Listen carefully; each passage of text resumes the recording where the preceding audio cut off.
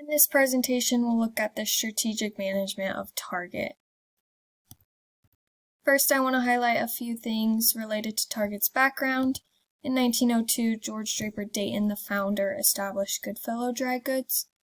After some mergers, acquisitions, and name changes, in 1961, creation of a new discount retail chain was announced through the Minneapolis Tribune.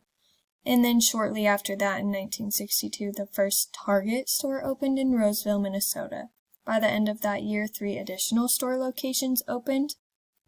And today, Target is present in all 50 states with nearly 2,000 locations, and in 2021 reached a milestone of $100 billion in annual revenue.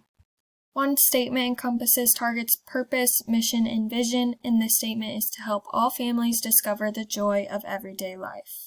Target has 5 strategic objectives that serve as the basis for all business operations and decisions, and these are the Target team, customer centricity, technology, efficiency, and sustainability. I did want to highlight that Target does have a code of ethics, and that Target's committed to complying with all laws and conducting business ethically. Each Target member is required to follow the law and the code of ethics, as well as Target policies and procedures. Highlighting a few statistics of the general merchandise retail industry that Target operates in, the industry was valued at $32.68 trillion in 2024 and is expected to grow to about $47 trillion in 2029. And that compound annual growth rate through 2029 is expected to be around 7.65%, obtained from Motor Intelligence. Next, we'll take a look at the external environment analysis of Target in the industry. The first framework I want to highlight is the SWOT analysis. I'm not going to touch on every factor, but a few key ones that you'll hear more about in the presentation are: one of Target's biggest strengths is that they have a well-established and recognized brand. A few of the main weaknesses include little presence in international market and lack in e-commerce capabilities compared to competitors. These present 2 big opportunities to expand e-commerce capabilities and expand into international markets. And one of the biggest threats to Target is their lack of diversification in revenue. Porter's 5 Forces is another framework that can be used for the external environment evaluation. And for the general merchandise retail industry, rivalry among competitors is high. There's a lot of competitors relatively the same size and of the same power. Potential new entrants is moderate. It can be relatively easy, however, to reach the size and gain the resources and capabilities of a firm like Target presents some barriers in itself. Threat of substitutes is high, again because there's a lot of competitors in the industry that offer similar products for similar prices. Bargaining power of buyers is high, again highlighting that there is very low switching costs for buyers due to the increased amount of competitors. This gives them a high bargaining power. And bargaining power of suppliers is low.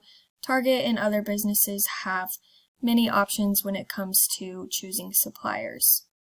The external factor evaluation is a tool that's used to examine the company's external environment and to identify some available opportunities and present threats. I do want to highlight a couple that have the greatest weight, so importance. The first one is that e-commerce sales in the 4th quarter of 2023 accounted for 17.1% of total sales, a 7.6% increase from prior year for Target.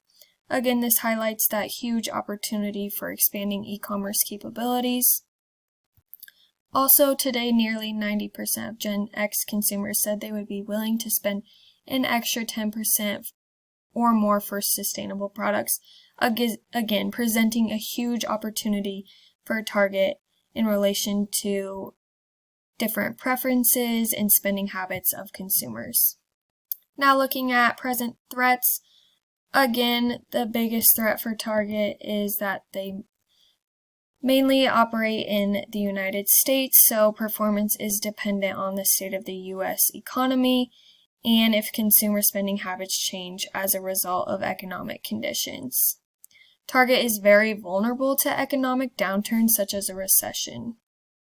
Competitive profile matrix identifies factors that strictly relate to success in the industry.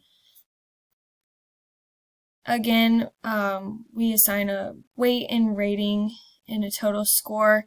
Looking at Target's two biggest competitors, we can see that Amazon and Target have a stronger score relative to the industry than Walmart. Now we'll take a look at an internal environment analysis of Target. The internal factor evaluation is just like the external factor evaluation. Instead, we're looking at strengths and weaknesses. I did want to highlight that one of Target's biggest strengths is they are a very well established and recognized brand. The brand hopper states that the brand is recognized by nearly 89% of shoppers in the United States. Also, another big strength for Target is they have created a positive, engaging, safe, and differentiated shopping experience. Now looking at the weaknesses, the biggest weakness that Target has is their lack in e-commerce capabilities compared to competition. As mentioned earlier in the presentation, this presents a huge opportunity for Target for the future. The Boston Consulting Group matrix is used for portfolio planning. Target's product divisions of apparel and accessories and home furnishings decor fall in the question mark category, and one of their top competitors, Amazon, dominates these two product divisions. So my advice is to build these units into stars. I believe Amazon's created that increased market share in these categories due to the nature of convenience and accessibility of their business model.